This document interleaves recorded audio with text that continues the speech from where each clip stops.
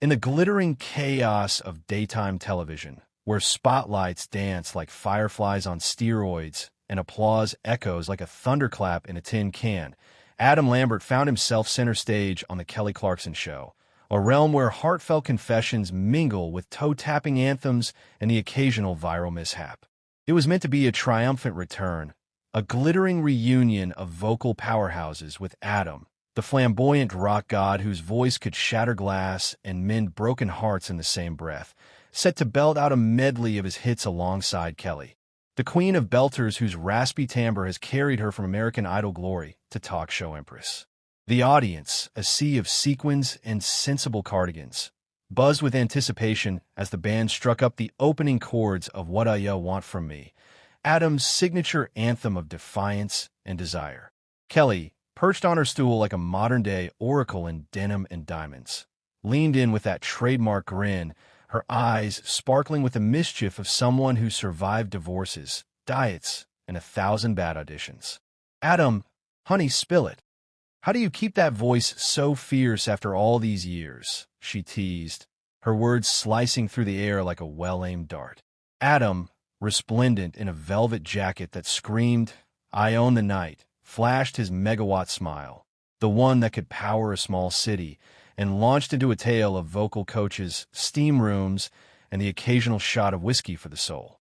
The crowd ate it up, laughter rippling like waves on a sequined shore, but beneath the banter, a subtle undercurrent stirred, like the first rumble of thunder before the storm.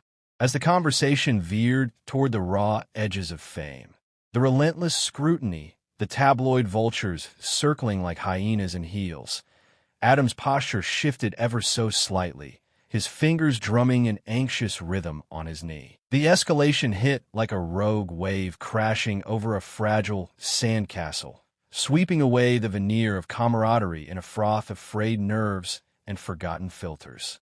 Adam, his voice dropping an octave into that gravelly timbre reserved for ballads of betrayal, leaned forward, elbows on knees, eyes locked on Kelly's with the intensity of a laser-guided missile. "It's not about abs, Kel.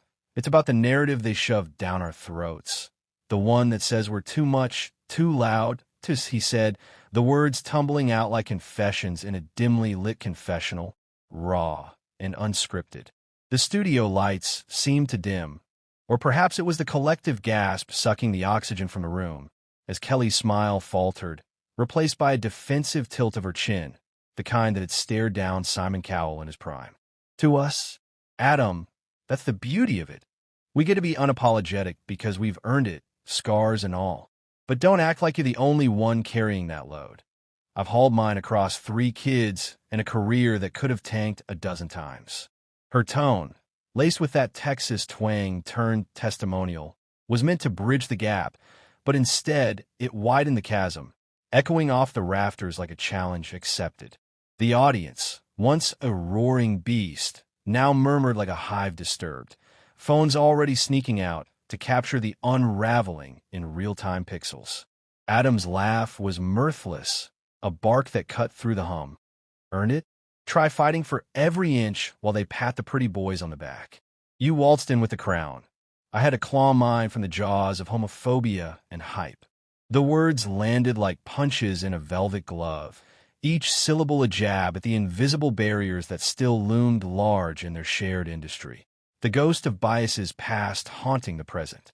Chaos crested in a crescendo of crossed arms and clipped comebacks, the studio transforming from sanctuary to coliseum in the blink of an overexposed eye.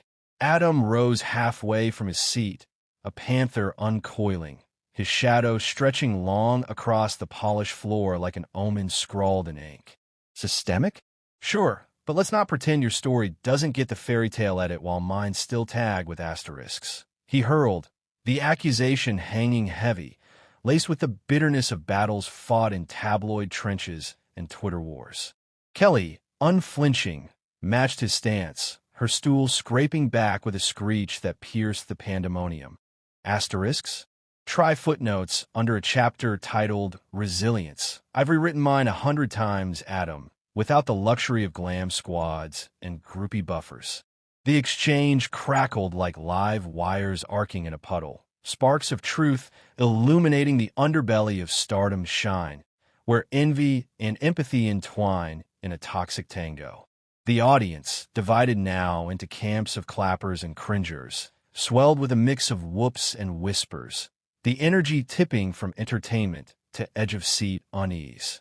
Producers, faces pale as cue cards, signaled wildly from the wings. Cut to break, but the mic stayed hot, traitors to tranquility, broadcasting every barb to the ether. Adam's retort was a roar wrapped in reason. Glam? That's the armor we wear because the world's waiting to strip us bare. Yours fits snug, mine's chainmail. Kelly fired back, her voice a velvet volcano. Chainmail? More like sequins over steel. We've both bled for this, but acting martyred doesn't make you more authentic. The breaking point shattered like fine crystal under a careless heel. Adam's departure a dramatic denouement scripted by spite and Spotlight's cruel caprice. He pivoted on his heel, velvet jacket swirling like a matador's cape, striding toward the wings with the purposeful gait of a man reclaiming his narrative from the jaws of jeopardy. Enough. I'm out, he muttered, barely audible over the gas that rippled through the ranks. But the hot mic magnified it into a manifesto, echoing off every surface like a mic drop from the gods. Kelly, stunned into a split-second stasis, half rose, her hand extending in a gesture of genuine grief masked as gallantry. Adam, wait, that's not.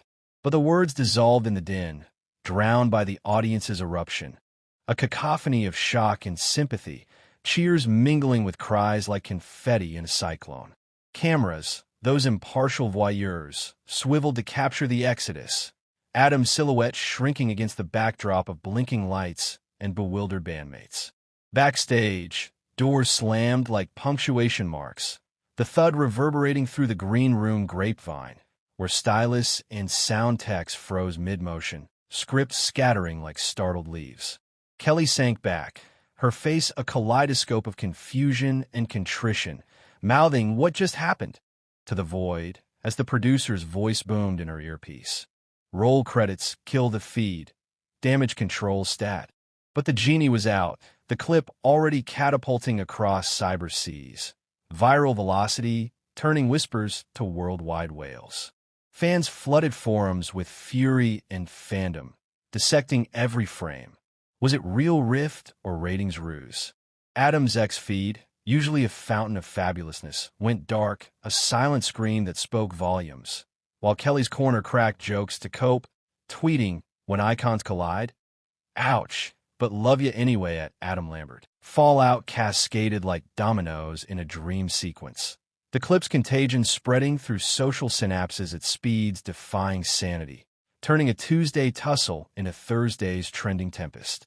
By Eve's end, hashtag Adam Storms Off trended top tier. Timelines tangled with takes from tastemakers and trolls alike. Pixels painting portraits of perfidy or pluck. TMZ trolled with teasers. Exclusive, Lambert's locker room rant. While Rolling Stone ruminated deeper, when divas diverge. The real cost of Clarkson-Lambert friction.